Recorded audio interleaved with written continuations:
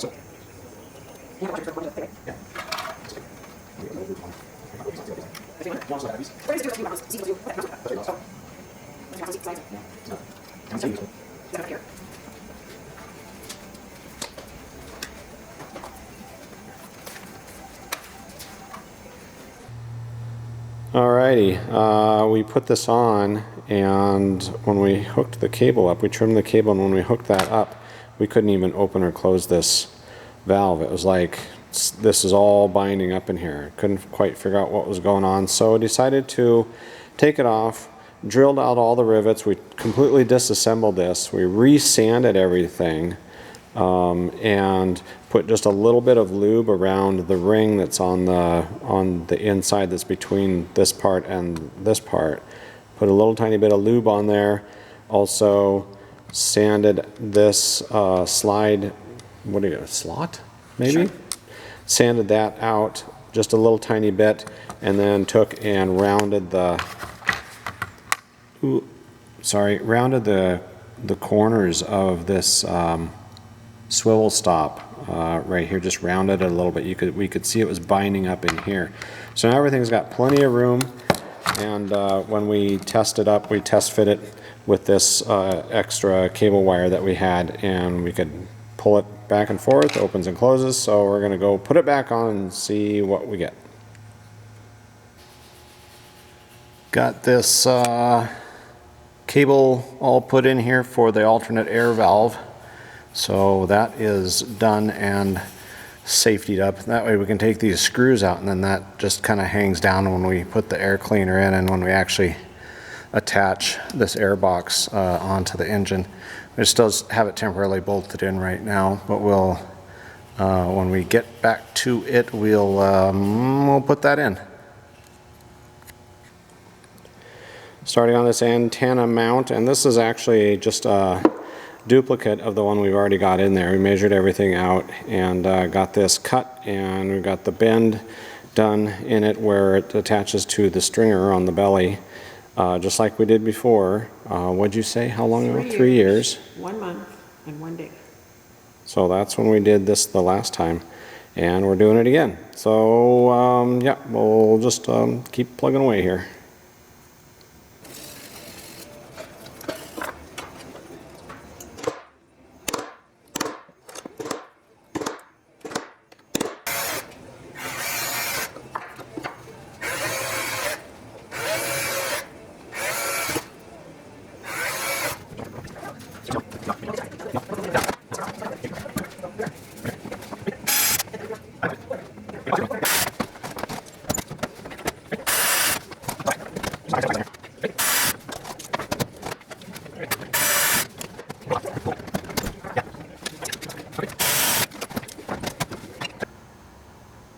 I forgot how much of an acrobat you have to be to get down in there and get them holes drilled, since it's been over 3 years since we did the other one.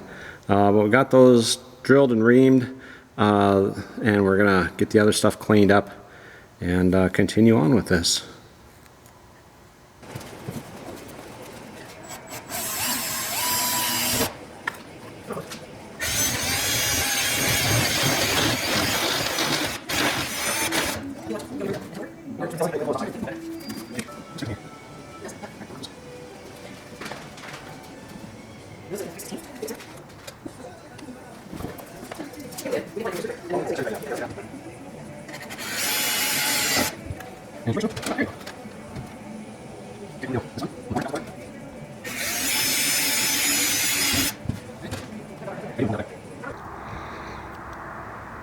Oh my goodness, look at this.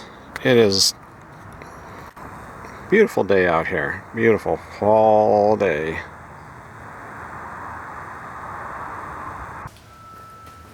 Okay, done for the day, and had a much better day than we did on Tuesday.